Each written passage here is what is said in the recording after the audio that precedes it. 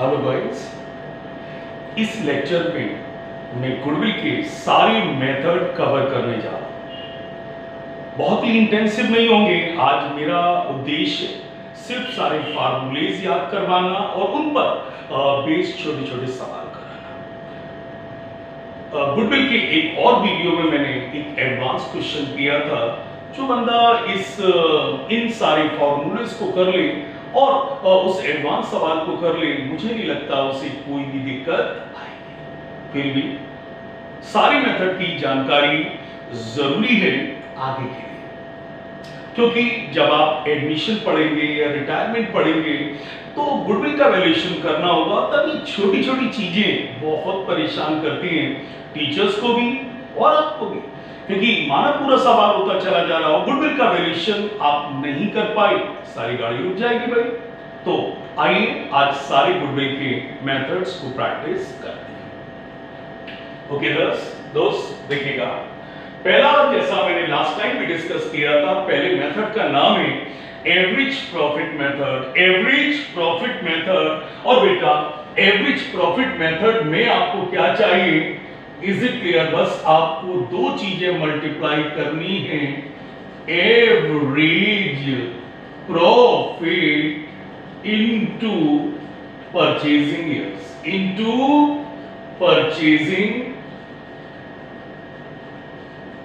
Years. ये हमेशा purchasing years will always be giving to you what you are supposed to calculate the average profit.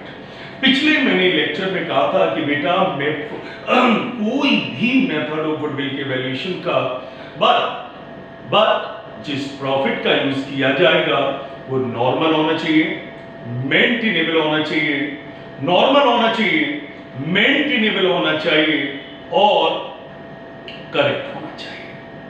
तो मैंने पिछले lecture में कहा कि यदि कभी भी आपको कोई एबनॉर्मल लॉस मिले, क्या मिले दोस्त?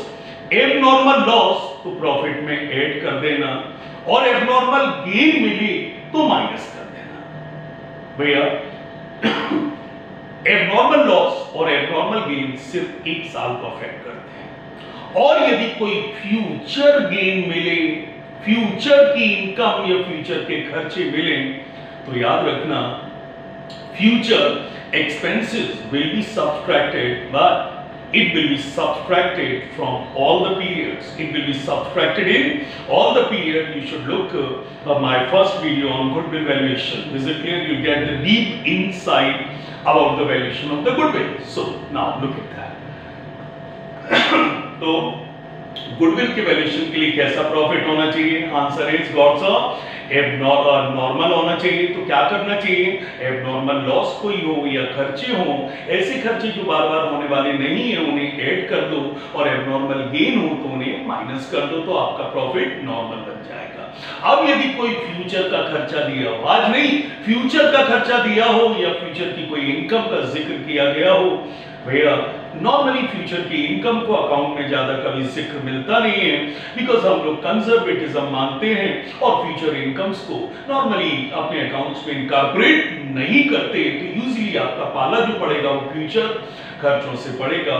सो मेरे बेटा यदि कोई भी फ्यूचर के खर्चे हों तो उन्हें माइनस करना, एक साल से नहीं हर साल से।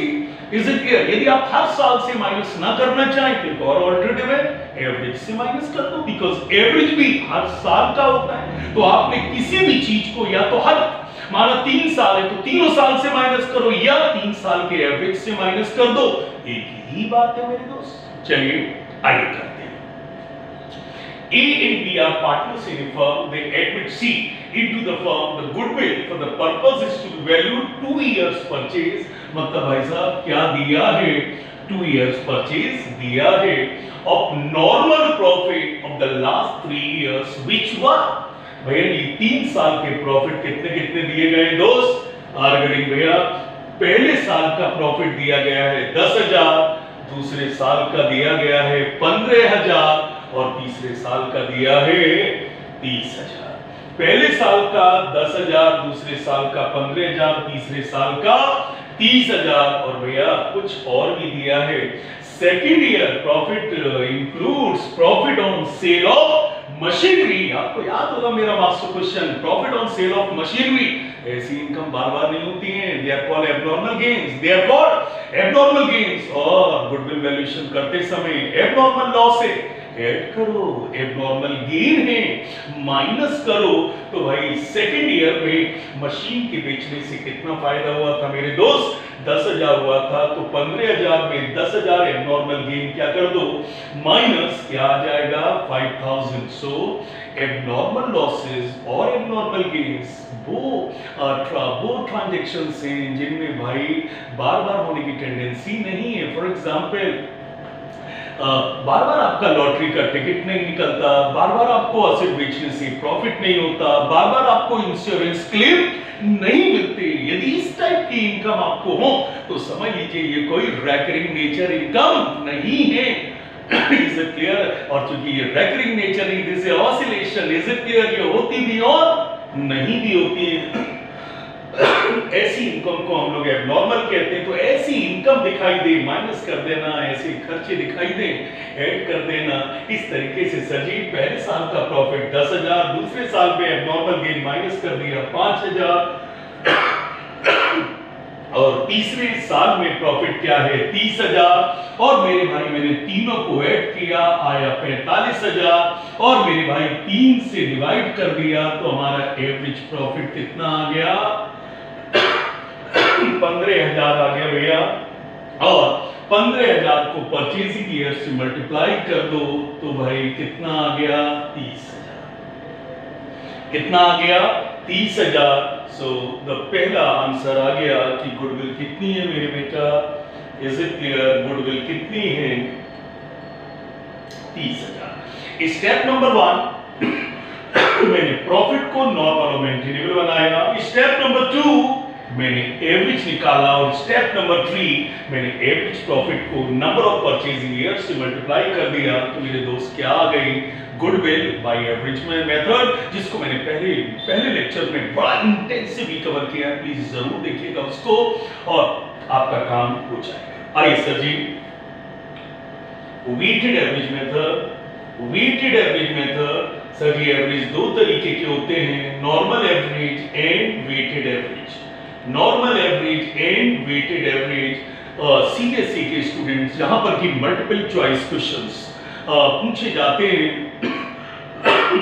कोई भी आपसे पूछ सकता है कि सर क्या ये फ्रीडम है कि जब चाहो नॉर्मल एवरेज मानो, नहीं जब चाहो वेटेड एवरेज मानो? ध्यान रखना, weighted average method is always used when a weighted average method तभी यूज किया जाता है जहां प्रॉफिट या तो असेंडिंग ऑर्डर में है या डिसेंडिंग ऑर्डर में है। Weighted average method is used when profit is either in the ascending order or it is in descending order. When there is a oscillation in the profit, when there is a oscillation in the profit, weighted average method is not recommended. It is not recommended. So बताइए objective में पूछा जाए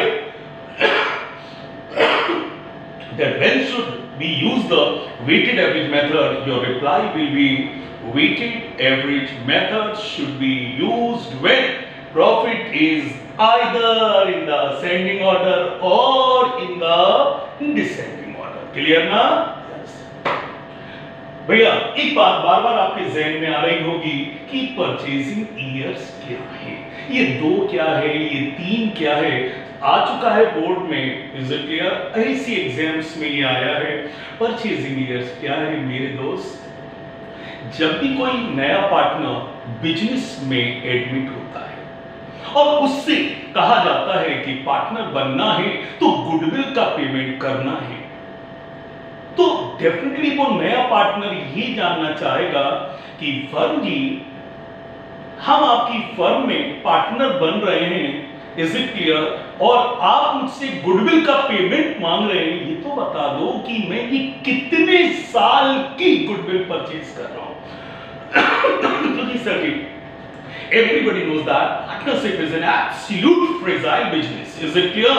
sir ji रिश्ते 6 महीने चलते नहीं हैं, रिश्तों में हर साल मैरिज एनिवर्सरी और ये मना मना के रिश्ते चल रहे हैं पार्टनरशिप में, जहां 4 आदमी की अलग आइडियोलॉजी है, कब ये आइडियोलॉजीज में मिसमैच हो जाए नोबडी नोस।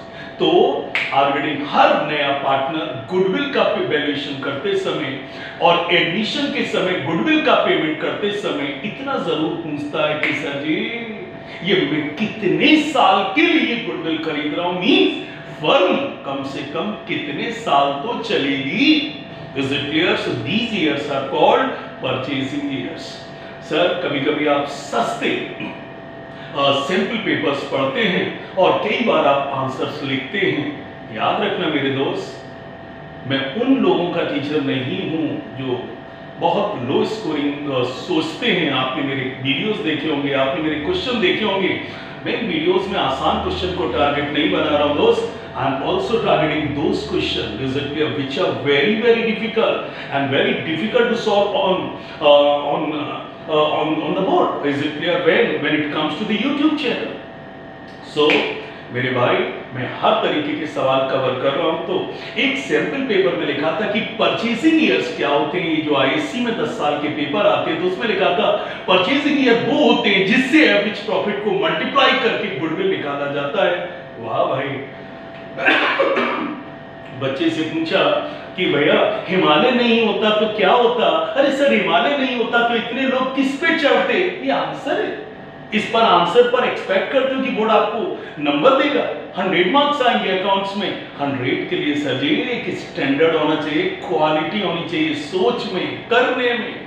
चलिए सर, तो दिस इज सो बताइए ऑब्जेक्टिव में व्हाट इज परचेजिंग ईयर?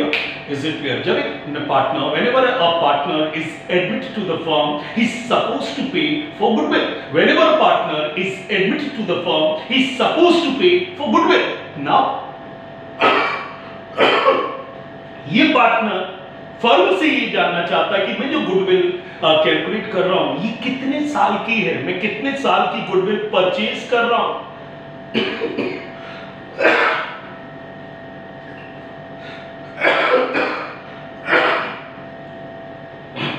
कि मैं कितने साल के लिए गुडविल परचेज कर रहा हूं। Is it clear? उसे परचेजिंग ईयर्स कहते हैं। मतलब ए फर्म में पार्टनर बनना चाहता है, बी और सी पुराने पार्टनर से, और बी और सी ने ए से कहा कि आपको गुडविल का पेमेंट करना पड़ेगा। तो डेफिनेटली ए ये पूछना चाहेगा for what will be the purchasing years, what will be the purchasing years. जो आपने गुडविल का वैल्यूएशन किया है उसमें कितने ईयर्स को मानकर वैल्यूएशन किया है। मतलब ऐसा तो नहीं कि आज मैं पार्टनर बनूं और मेरी गलती भी नहीं है, कल फर्म डिसॉल्व हो जाए और आप कहते हैं पैका। अरे भाई मैंने तो गुडविल इतने साल के लिए पे की थी, आप तो 1 साल के बाद बंद कर रहे हैं। तो वो पार्टनर जितना एक्सेसिव पेमेंट किया उसकी गुडविल वापस मांग सकता है पुराने पार्टनर से। So purchasing years means whenever a partner is admitted to a partnership firm, he is supposed to pay for the goodwill. Definitely, he would love to ask the firm for how many years I am paying for. मैं कितने साल के लिए पे कर रहा हूं? And these years, is it clear? जितने साल तो कम से कम बिजनेस मेरी एडमिशन के बाद चलना चाहिए। This is called purchasing years। और गुडविल का वैल्यूएशन करते समय परचेजिंग ईयर्स से ही मल्टीप्लाई किया जाता है। क्वेश्चन नंबर 2, सर जी can be use average method or weighted average method? Alternatively, answer is no. Weighted average method is used when either the profit is in ascending order or it is in descending order. Okay, चलिए sir जी continue करो।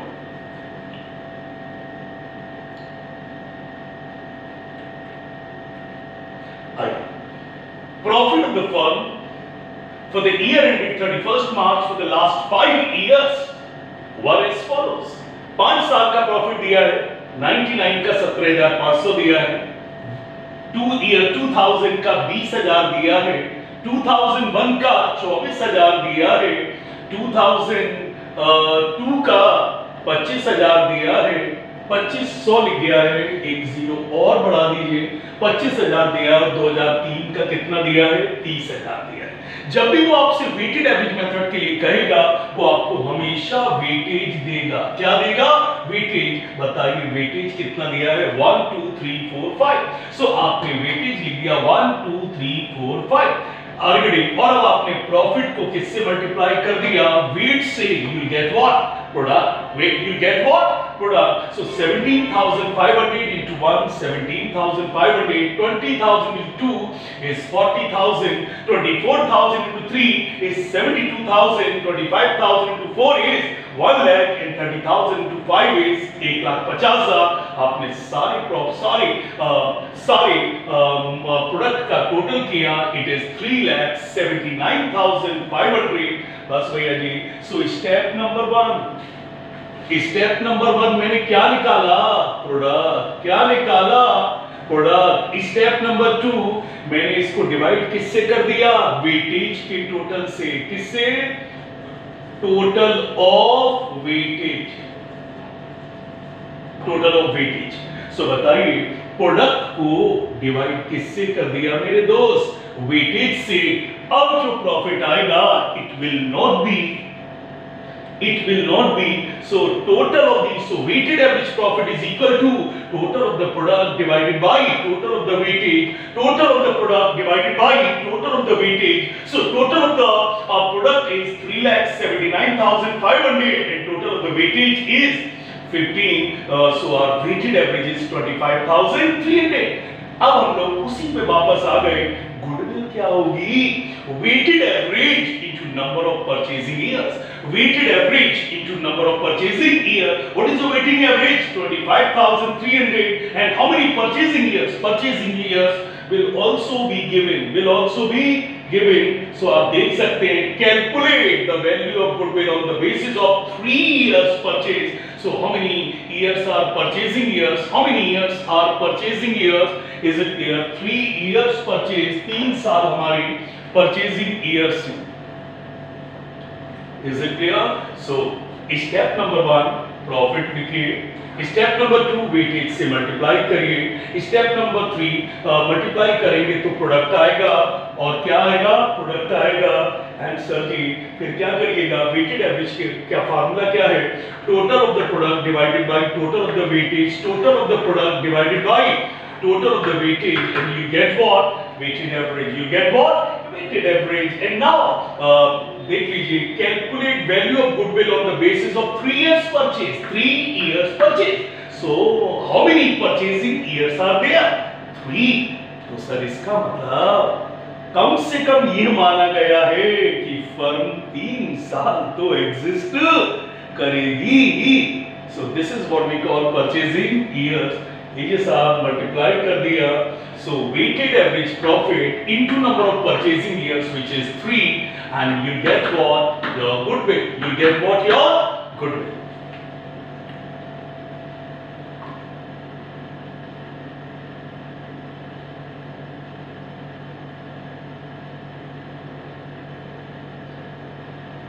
चलिए problem number 3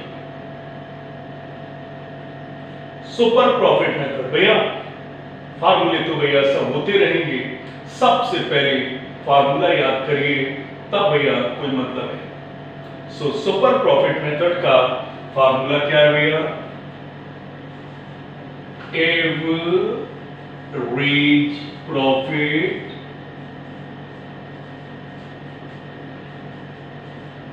minus normal profit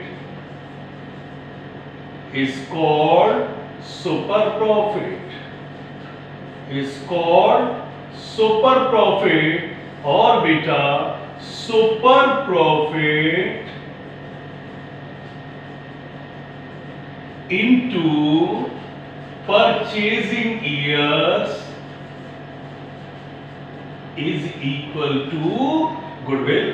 तो बोलो भैया जी क्या है average profit minus normal profit is equal to super profit, super profit into purchasing year is goodwill. पहले फार्मूला याद करो तब मैं आगे चलूंगा। Average profit minus normal profit is called super profit, super profit into purchasing year is goodwill. Average profit minus मतलब average आदमी क्या कमाता है माइनस नॉर्मल प्रॉफिट, एक नॉर्मल आदमी क्या कमाता है, is it clear? Average profit minus normal profit is called super profit and super profit into purchasing year is called goodwill. Mug up this formula, then I'll continue.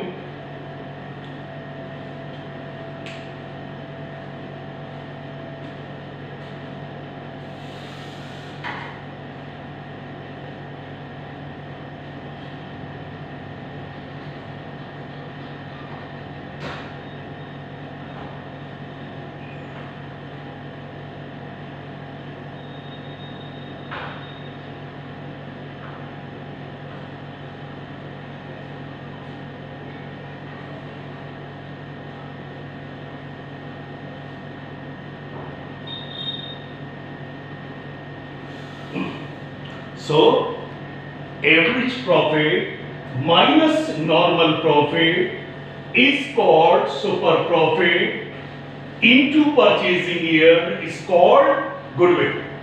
Average profit minus normal profit is called super profit. Super profit into purchasing year is goodwill. एक दिन sir मैंने आपसे कहा था कि जब तक normal से ऊपर नहीं कमाओगे सुपर नहीं कहा जाएगा. जब तक एक आदमी नॉर्मल से ऊपर नहीं कमाएगा, जिसे हम सुपर प्रॉफिट कहते हैं, ऐसे बिजनेस की कोई गुडविल नहीं होगी. तो वही क्या फार्मूला है? Average profit minus normal profit is called super profit. Super profit into purchasing year is goodwill. और सर ये एवरेज प्रॉफिट क्या है? वही डेफिनेशन जो मैं चल रहा हूं. क्या definition? Profit, average profit should be normal. Abnormal loss हो ऐड कर दो, एबनॉर्मल गेन हो माइनस कर दो. It should be maintainable, future की कोई इनकम हो ऐड कर दो, और फ्यूचर में कोई खर्चे हो तो माइनस कर दो. सर जी नॉर्मल प्रॉफिट क्या होता है? नॉर्मल प्रॉफिट क्या होता है?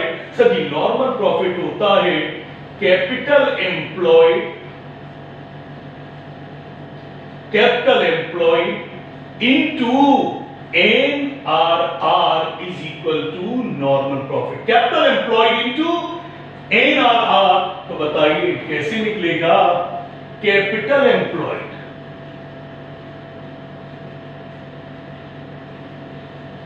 into normal rate of return is called normal profit. Sir ji capital employed क्या होता है?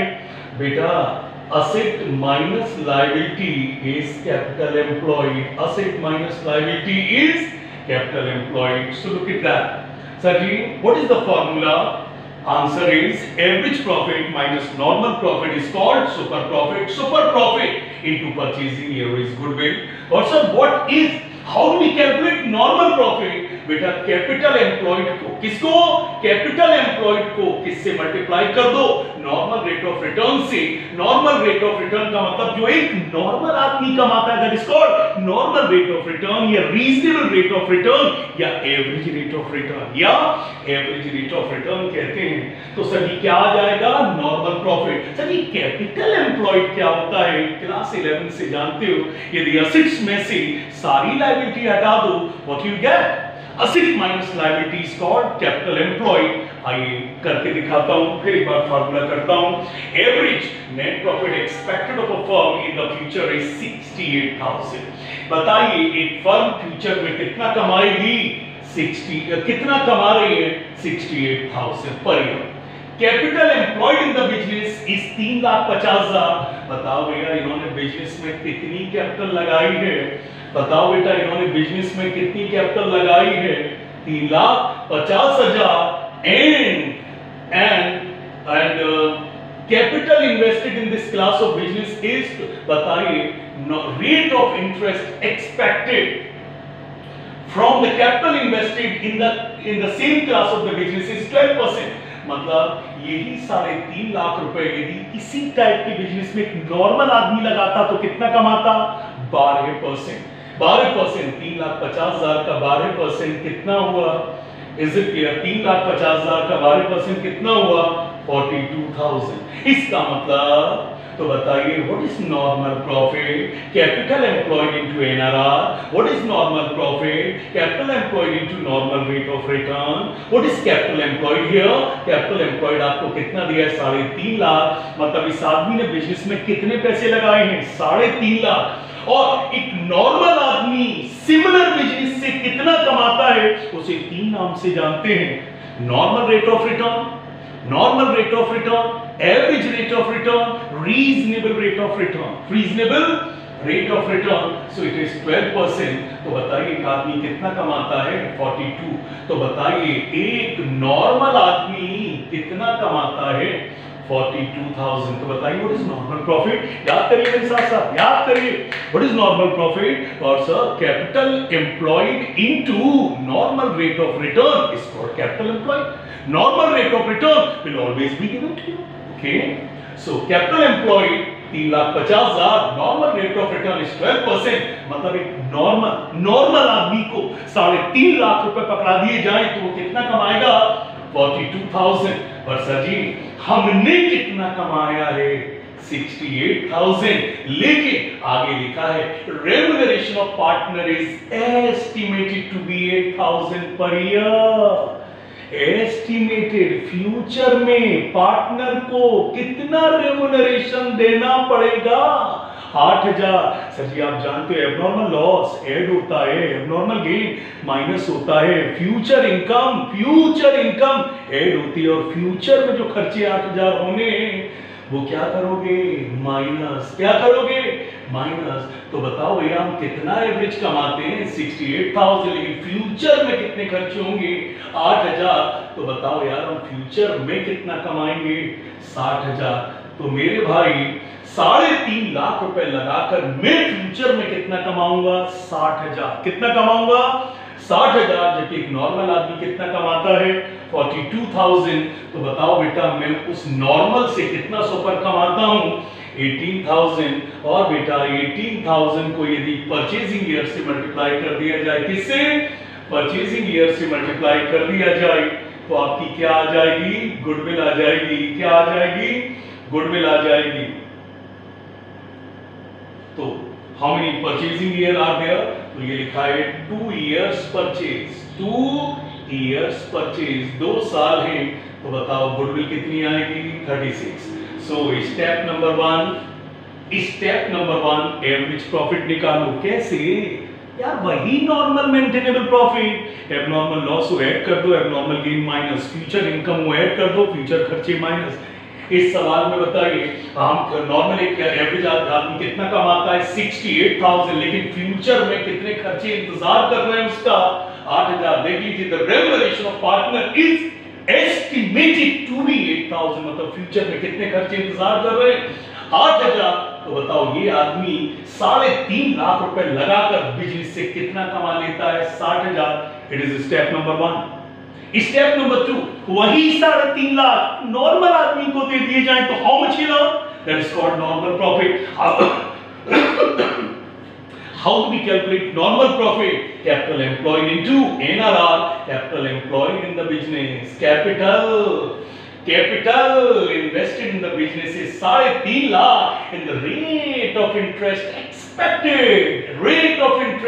expected from the capital invested in this class of business is 12%, class of business is 12%, मतलब यही पैसा किसी नॉर्मल आदमी को दे दिया जाए तो कितना कमाएगा 12%। तो नॉर्मल प्रॉफिट बेटा कैसे निकलता है capital employed into NRR, capital employed कितना है 3.5 lakh, normal rate of return, reasonable rate of return, average rate of return is 42,000, average profit में से नॉर्मल प्रॉफिट माइनस कर दिया, आ गया सुपर प्रॉफिट। और परचेजिंग ईयर्स आप जानते हैं, मैंने आपसे कह दिया था हमेशा दिए होंगे 2 इयर्स परचेज।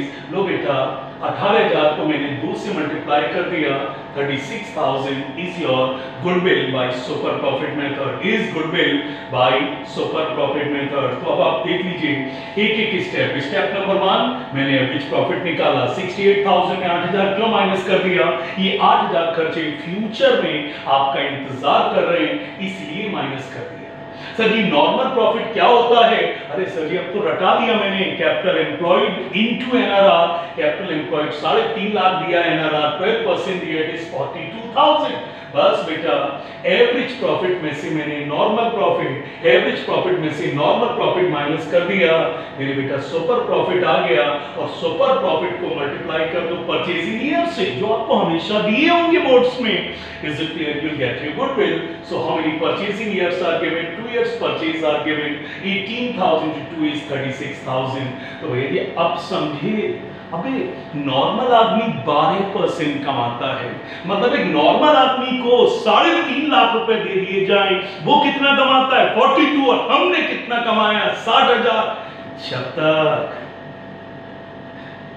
जब तक नॉर्मल से ऊपर नहीं जाओगे मेरे भाई, गुडविल नहीं होगी। This is what I said in the previous lecture on goodwill. चलिए देख लीजिए एक बार सवाल और।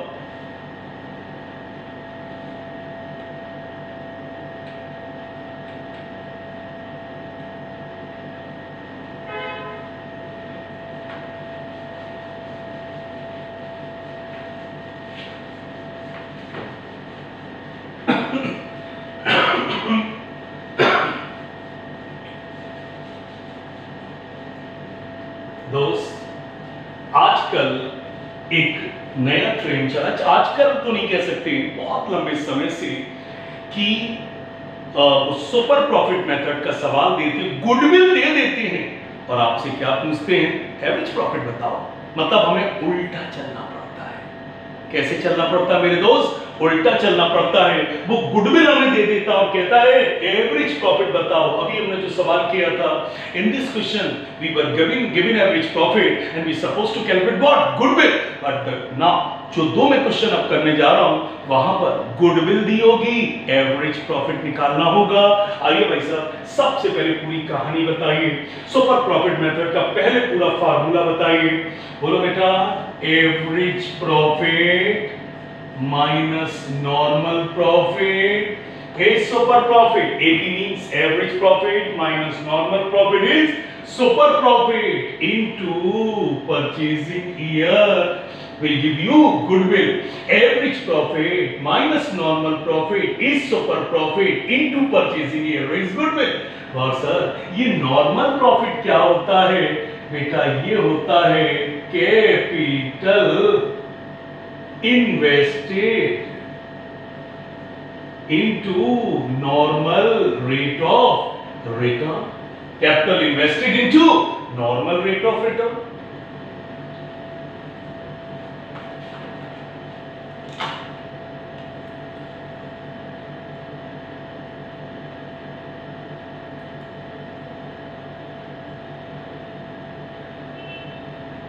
तो average profit minus normal profit is called super profit into purchasing year is goodwill. और सर एवरेज प्रॉफिट जानते हैं, नॉर्मल प्रॉफिट आपने याद लिख दिया, फिर भी लिख दीजिए कैपिटल इन्वेस्टेड इनटू एनआरआर। और सर कैपिटल इन्वेस्टेड कैसे निकालेंगे? Asset minus liability, asset minus liability is called capital employed या इन्वेस्टेड। सो बस इतना याद हो तो फिल इन द ब्लैंक है। ये सवाल बोर्ड में छोटे आते हैं और बहुत तेजी से हमें तो बताइए, सुपर प्रॉफिट मेथड का फार्मूला क्या है?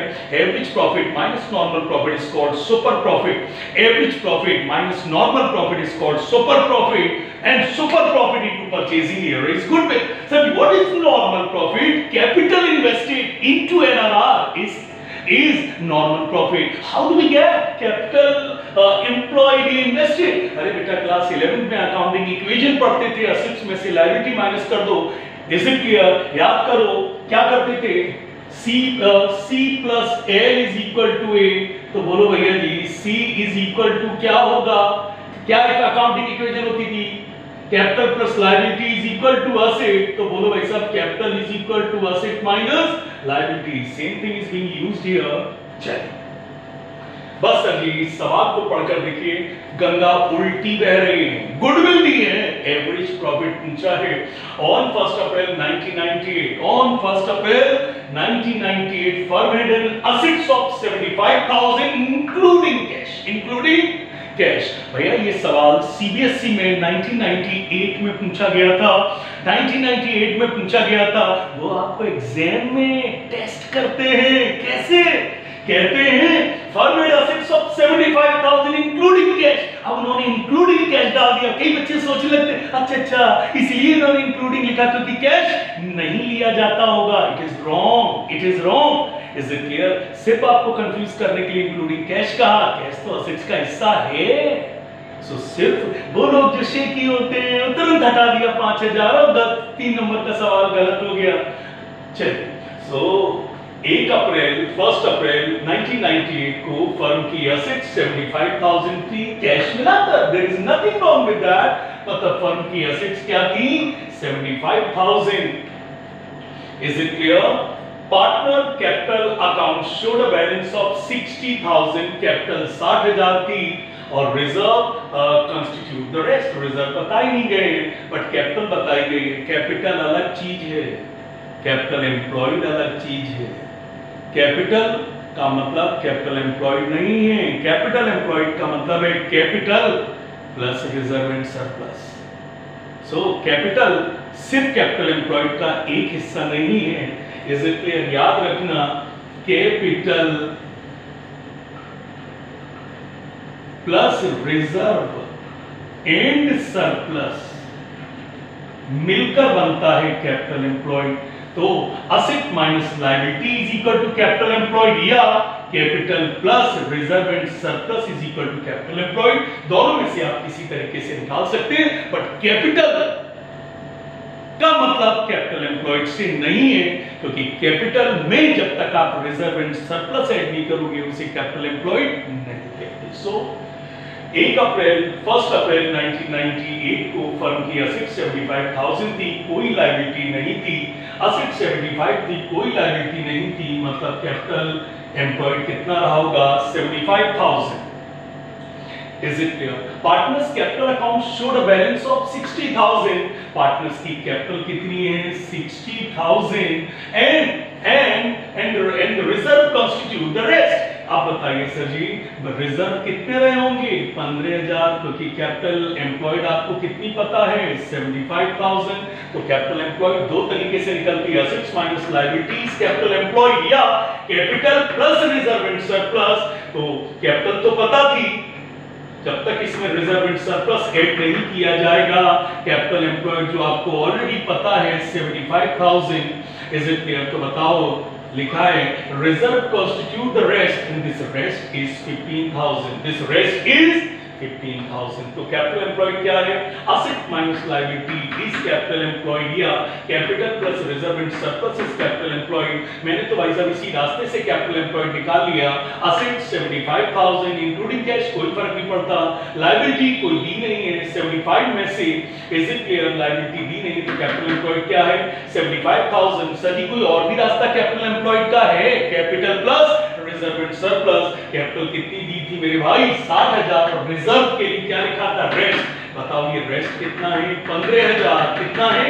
15,000। If normal rate of return is 20% and goodwill of the firm is 24,000 at 4 years purchase of super profit, find out the average profit। मतलब गुडविल दी है और क्या पूछा है? Average profit. अब जिस बच्चे की नॉलेज होती देखना 1 मिनट में निकलता है। बताओ मेरे दोस्त, गुडविल ऑफ द फर्म कितनी दी है? 24,000। बताओ गुडविल कितनी दी है? 24,000। परचेजिंग ईयर्स कितने दिए हैं? 4 इयर्स परचेज। कितने दिए हैं? 4 ईयर परचेज। तो बोलो super profit into purchasing year is goodwill. तो बताओ गुडविल, बताइए गुडविल 24,000 है, परचेजिंग ईयर 4,000 है, तो सुपर प्रॉफिट कितना होगा? 6,000 होगा कि नहीं होगा? बोलो भैया। Is it clear? क्या होगा? बोलो super profit into purchasing year is goodwill. तो super profit is equal to goodwill divided by purchasing year. तो super profit is equal to 24,000 divided by 4। तो बताइए सुपर प्रॉफिट कितना आ गया? 6,000। कितना आ गया? 6,000। तो गुडविल दी है 24,000, परचेजिंग ईयर दी है 4। Is it clear? कोई भी कह सकता है सुपर प्रॉफिट क्या होगा, 6,000। चेक करके देख लो ना, 6,000 × 40 24,000। बट कुछ बच्चों को मैथ्स बहुत ज्यादा सॉलिड होती है, वो जब तक विस्तार में ना बताओ उन्हें समझ में नहीं आता। तो बता दे रहा हूं, super profit into purchasing year is goodwill. Super profit into purchasing year is goodwill. तो super profit is equal to goodwill divided by purchasing year. तो super profit is equal to 24,000 divided by 4, कितना आ गया, 6,000। आप बताइए what is normal profit? और sir normal profit कैसे निकलता है? Capital invested into NRR. Capital invested कितना पता है आपको? 75,000। और एनआरआर कितना पता है? 20%। कितना पता है? 20%। 75 का 20% कितना आ गया? 15,000। तो नॉर्मल प्रॉफिट के सामने क्या लिख दिया? 15,000। कितना लिख दिया? 15,000। Average profit minus normal profit is called super profit. अब बताओ भाई, ये उल्टा चल रहे हैं, तो बताओ उल्टा चलेंगे तो ये साइन क्या हो जाएगा? माइनस से क्या हो जाएगा? प्लस। तो 6,000 प्लस 15,000, तो हमारा एवरेज प्रॉफिट कितना आ गया? 21,000। And this is what has been asked in the question. ये वो चीज है जो आपसे क्वेश्चन में पूछी गई है। सो आराम से अब एक एक स्टेप देखिएगा। हाँ। सबसे पहले क्या निकाल लो? Normal profit. कैसे निकलेगा? Capital employed into normal rate of return. Capital employed इस सवाल में क्या है? Assets minus liability. Assets minus liability. Assets 75,000 की है, लायबिलिटी कोई है नहीं, 75,000। और normal rate of return is 20%, तो 15,000 आ गया भैया। तो गुडविल दी है 24,000, परचेजिंग ईयर दिए हैं 4, और भैया super profit into purchasing year is goodwill means super profit into purchasing year is goodwill. So it means super profit is equal to goodwill divided by purchasing year. It means super profit is equal to 24,000 divided by 4 is 6,000। भैया जी अब हमारे पास ये भी है, ये भी है, ये भी है, और नॉर्मल प्रॉफिट भी कितना है? 15,000 है। और भैया उल्टा चल रहे हैं तो माइनस क्या हो जाएगा? Plus 6,000 × 15,000। Is it clear? Your average profit is 21,000। ये सवाल आजकल ट्रेंड में है, ट्रेंड में है। आईसी, सीबीएसई सभी बोर्डों में ये पूछा जा रहा है। यहाँ पर आपको गुडविल दी गई और एवरेज प्रॉफिट पूछा, और नॉर्मली बंदा फार्मूला रटता है, वैसे सवालों को अटेम्प्ट नहीं कर पाता। आइए एक सवाल और करते हैं।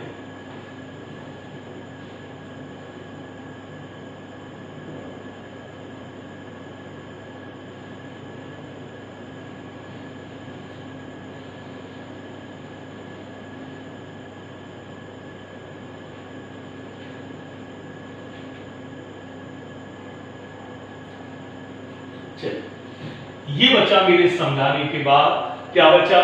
Average profit minus normal profit is super profit into purchasing year is goodwill. Normal profit क्या होता है? Capital invested into NRR. Sir ji capital invested क्या होता है? दो तरीके से निकल सकता है बेटा। निकल सकता है या तो asset minus liability is capital employed, या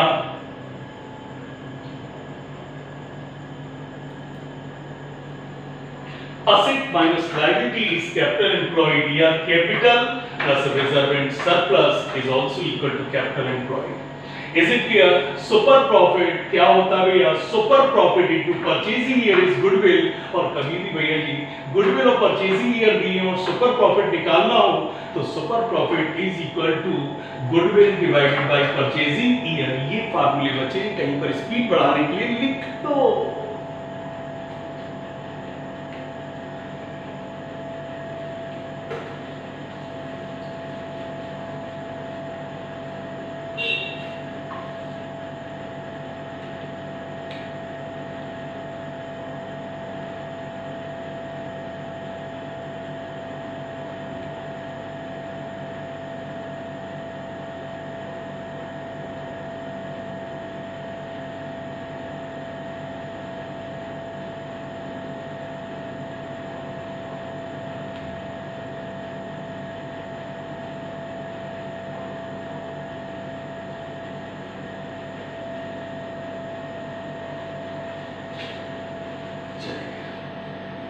Next method is Next method is calculate the value of goodwill according to the capitalization method from the following figures. Capitalization method. Sir ji दो फार्मूले हैं, एक है कैपिटलाइजेशन मेथड और एक है capitalization of super profit method. दो फार्मूले होते हैं, एक तो है कैपिटलाइजेशन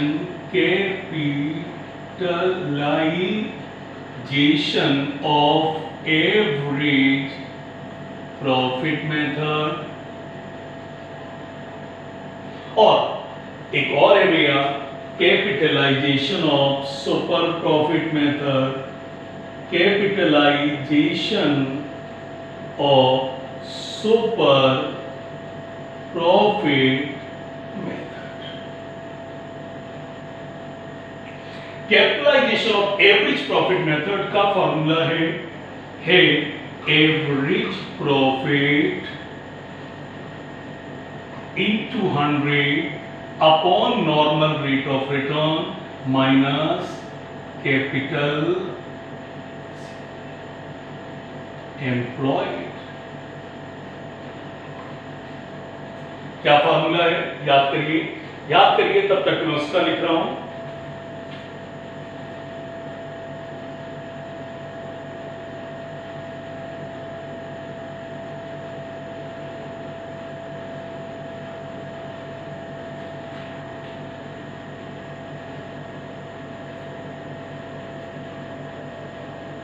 दो फार्मूले, चलिए पहले याद करिए तब आगे चलिए। So first formula is capitalization of average profit method. Capitalization of average profit method, मेरे साथ साथ बोलो, याद करो क्या formula capitalization of average profit method. Average profit वही डेफिनेशन जो लगातार चली आ रही है, into 100 upon NRR minus capital employed. Capital employed अभी भी आप जानते हैं, कैपिटल एम्प्लॉयड क्या है मेरे भाई, अभी कहा था असेट माइनस लायबिलिटी, और ये पसंद ना आए तो capital plus reserve and surplus, जो मन में आए वो लगाइए। सर जी और भी है, एक और फॉर्मूला है, तो पहले याद करिए average profit into 100 upon NRR minus capital employed is equal to goodwill. चलिए याद करिए क्या formula, average profit into 100 upon NRR minus capital employed is equal to goodwill. Average profit into 100 upon NRR minus capital employed is equal to goodwill. और चलिए पहले ये formula करते हैं, फिर करते हैं, आइए भाई साहब इसमें वैल्यूज पुट करिए। व्हाट इज एवरेज प्रॉफिट, ये सवाल दिया है और इसमें एवरेज प्रॉफिट दिया है 40,000। एवरेज प्रॉफिट के सामने लिख दो 40,000, कितना लिख दो 40,000। एवरेज प्रॉफिट के सामने लिख दो 40,000 और 100 अपॉन एनआरआर जो आपको हमेशा दिया रहेगा। कितना एनआरआर दिया है 20 और माइनस कैपिटल एम्प्लॉयड। कितने लकी हैं कि वो भी आपको दिया है, कैपिटल एम्प्लॉयड कितना दिया है 1 लाख, कितना दिया है 1 lakh. So average profit is given 100, आप जानते हैं NRR is 20 minus capital employed which is already given to you 1 lakh. बस मेरे भाई भर दो, इज इट क्लियर। तो ये 5 आया, ये 2 में से 1 गए, कितना आ गया 1 लाख आपकी गुडविल आ गई। और सिर्फ आपको क्या करना है, सिर्फ फार्मूला याद होना है। फार्मूला नहीं याद हुआ तो फिर तो बहुत खराब होना ही है। चलिए सो average profit into 100 upon NRR minus capital employed is equal to goodwill। is it clear? क्या average profit 40,000 into 100 NRR is 20 minus capital employed is 1 lakh। भैया जी काटा, this is 5 into 40 2 lakh and this is 1 lakh, कितना आ गया 1 lakh। समझिएगा sir जी क्या कहना चाहता ये फार्मूला। कई फार्मूले रट जाते हैं बट उसका ये नहीं समझते क्या मकसद क्या है। नेक्स्ट सुनिएगा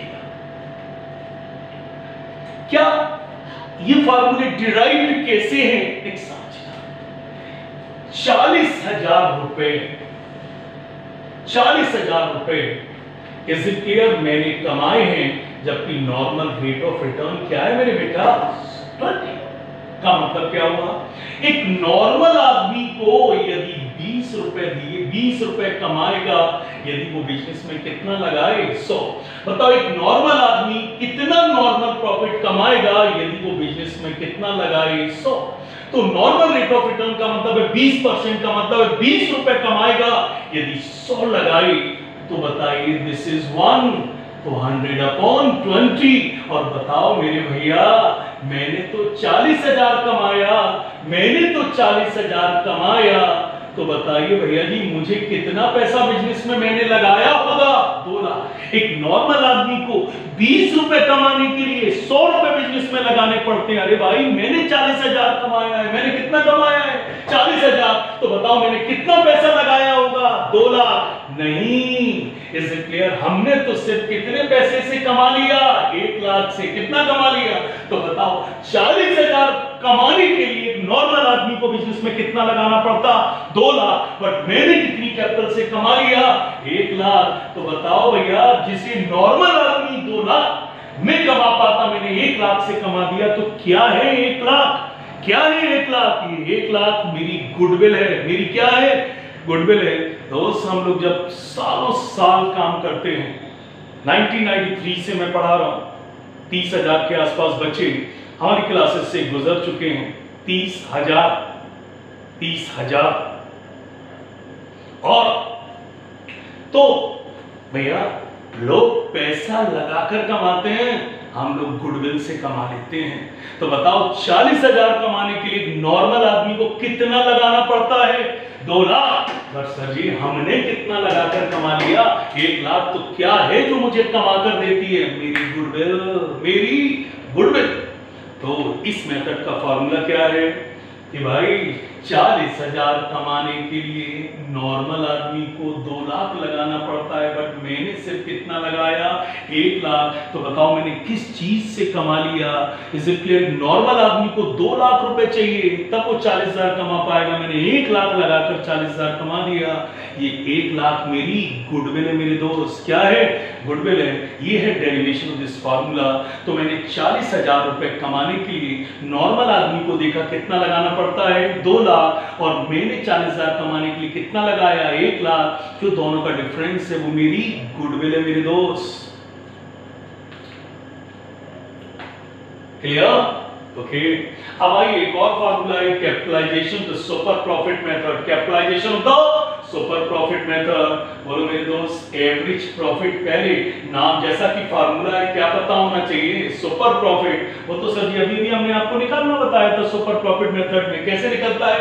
average profit minus normal profit is called super profit into 100 upon NRR is equal to goodwill।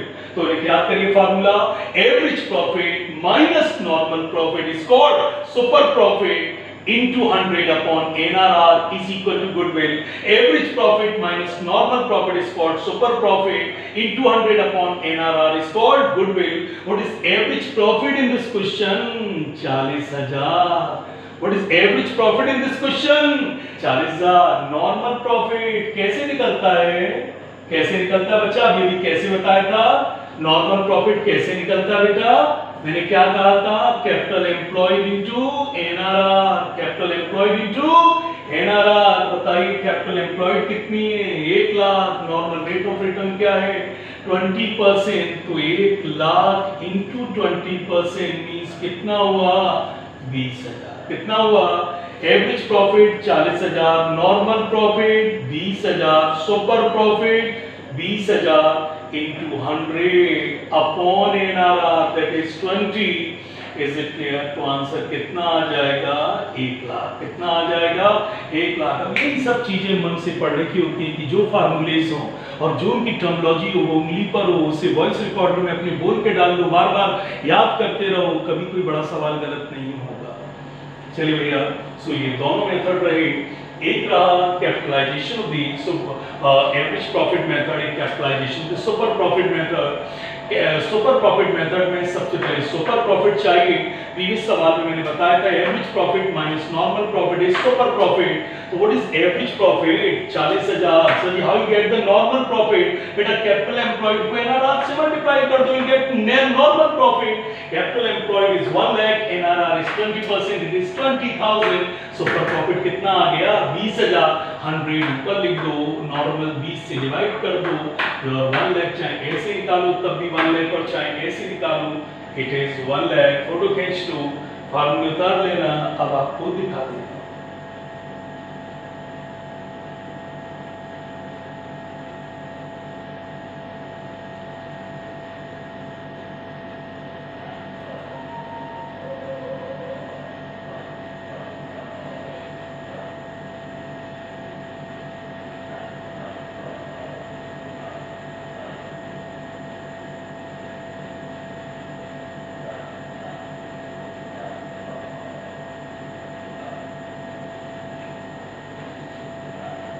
चलिए सारे फार्मूले कवर हो गए। अब आइए अब कुछ मिसलेनियस सवाल करना शुरू करते हैं। Is it clear? मेरे पहले वीडियो में, गुडविल के पहले वीडियो में जिस सवाल का जिक्र किया गया है उसे बार बार कर लेना, अच्छा पाओगे। चलिए मीना परचेज सिमीज business on 1 April 2015।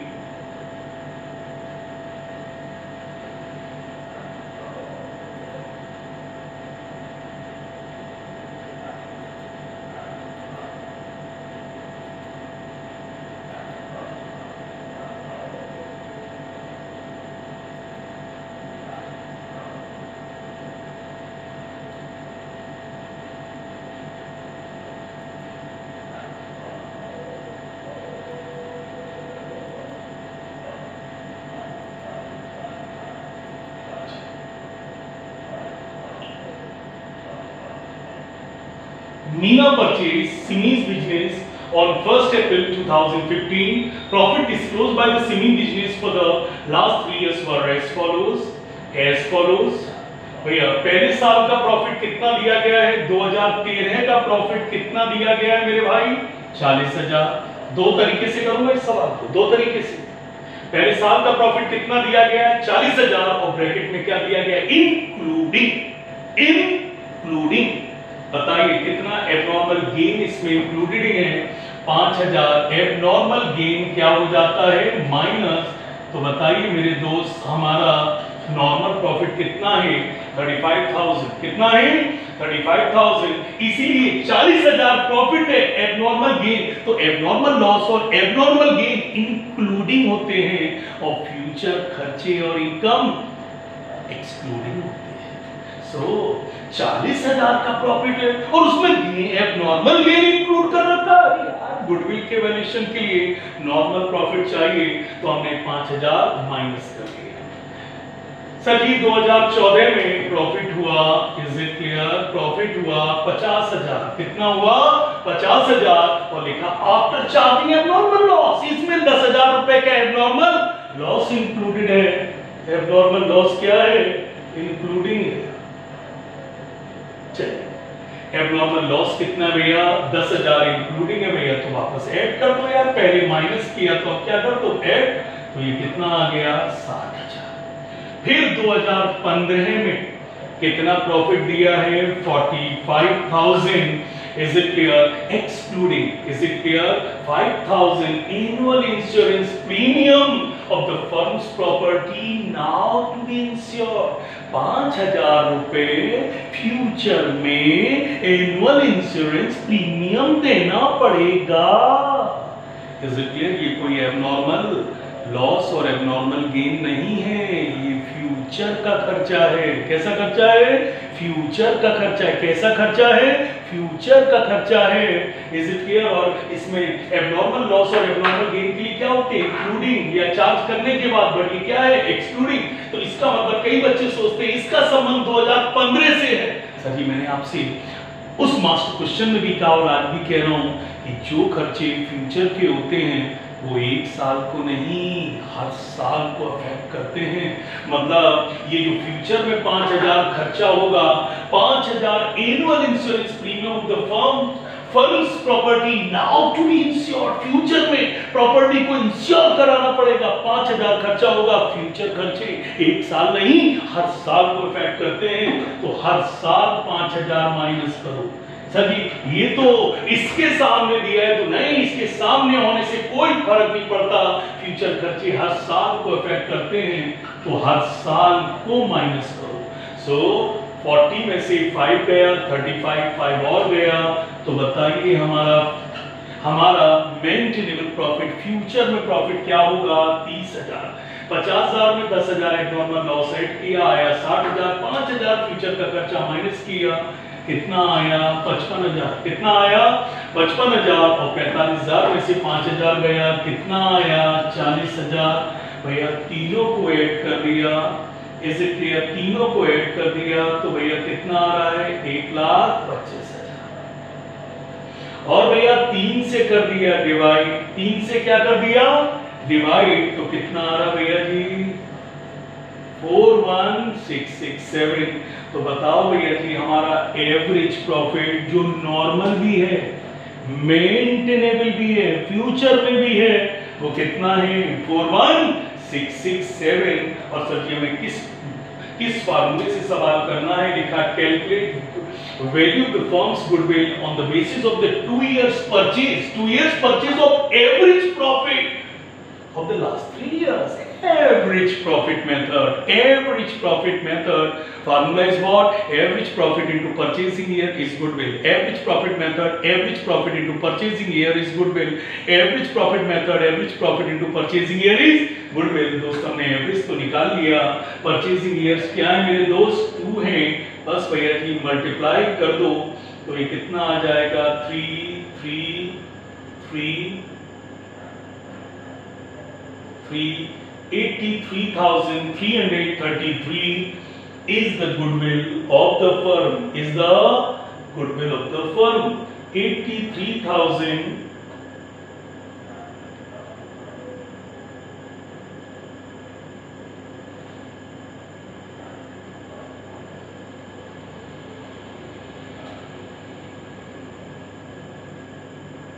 83,334 is the goodwill of the firm. Is it clear? अब कई बार बच्चे जब अपनी किताब से इस सवाल को देखते हैं तो उन्हें लगता है कि सर जी किताब में तो एक ही जगह माइनस किया है। नहीं बच्चा, देखिए अब मैं आपकी किताब में कैसे है इसलिए तो मैं आप उस तरीके से करके आपको दिखा रहा हूँ। तो देखिए भैया किताब में इन्होंने क्या किया, 2013 का प्रॉफिट दिया था, नॉर्मल गेन माइनस कर दिया, आ गया 35,000। फिर भैया 2014 में प्रॉफिट 50,000 दिया था, नॉर्मल लॉस ऐड कर दिया, आ गया 60,000। फिर भैया जी आ गया भैया फिर 2015 का प्रॉफिट क्या था? 45,000। उसमें हमने कुछ भी नहीं कहा क्योंकि सबसे पहले हम प्रॉफिट को क्या बनाते हैं? नॉर्मल। क्या बनाते हैं? नॉर्मल। Is it clear? क्या बनाते हैं सर जी? नॉर्मल। तो हमने तीनों साल के प्रॉफिट को ऐड किया और भैया 3 से क्या कर दिया? डिवाइड। तो बताओ भैया एवरेज प्रॉफिट कितना आ गया? 46,667। अब बताओ भैया जी जो एवरेज होता है वो 1 साल का होता है या 3 साल का होता है? सर जी वो 3 साल का होता है। तो इन्होंने क्या किया? एवरेज में से 5,000 माइनस कर दिया, इज इक्विवेलेंट टू हर साल 5,000 माइनस कर दिया। एवरेज में से 5,000 माइनस करना इज इक्विवेलेंट टू हर साल के प्रॉफिट से 5,000 माइनस करना। तो बेटा इन्होंने 1 साल के प्रॉफिट में नहीं, एवरेज में से 5,000 माइनस किया और एवरेज में से 5,000 माइनस करना मीन 3 साल के प्रॉफिट से 5,000 माइनस करना होता है। कर दिया तो ये आ गया। फिर average profit into purchasing year is goodwill. Average profit into purchasing year is goodwill. तो आज ये सब सवाल आपकी किताब में भी होंगे। आज इन्हें प्रैक्टिस करो, और एक बात ध्यान रखना, अपने घर पे 4 जगह लिख देना कि मुझे Shri Ram college of commerce में पढ़ना है, मुझे स्टीफेंस में पढ़ना है। क्योंकि सर जी हमारे IITs तो यही होते हैं, हमारे IITs ये होते हैं, हमारे IITs ये छोटे मोटे स्कूल्स नहीं होते हैं। देख रहे हैं छोटी छोटी मोटी एजुकेशन की आज क्या हालत है, इज इट क्लियर? कोरोना के बाद किसी का जॉब बचेगा ऐसे छोटी मोटी पढ़ाइयों वालों का? समझिए, जब वक्त अच्छा होता है तो छोटी मोटी एजुकेशन से भी छोटे मोटे जॉब मिल जाते हैं, धीरे धीरे तरक्की भी हो जाती है। लेकिन sir, have a rock solid start. Is it clear? अच्छे कॉलेज से पढ़ाई करो, और उसी के लिए मैं पढ़ा रहा हूं, क्योंकि मेरे बच्चे ऑल इंडिया रैंक लाते हैं, मेरे बच्चे ऑल इंडिया रैंक लाते हैं। कभी वक्त मिलेगा मैं अपनी पुरानी चीजों को शेयर करूंगा। ऑल इंडिया रैंक लाते हैं मेरे बच्चे, और यही मैकेनिज्म है सर जी, ऐसे ही आप मेहनत करो। That's for today, all the best. Eid की बहुत बहुत शुभकामनाएं, बहुत मंगलमय हो, आपकी जिंदगी में बहुत खुशियां। That's all for today.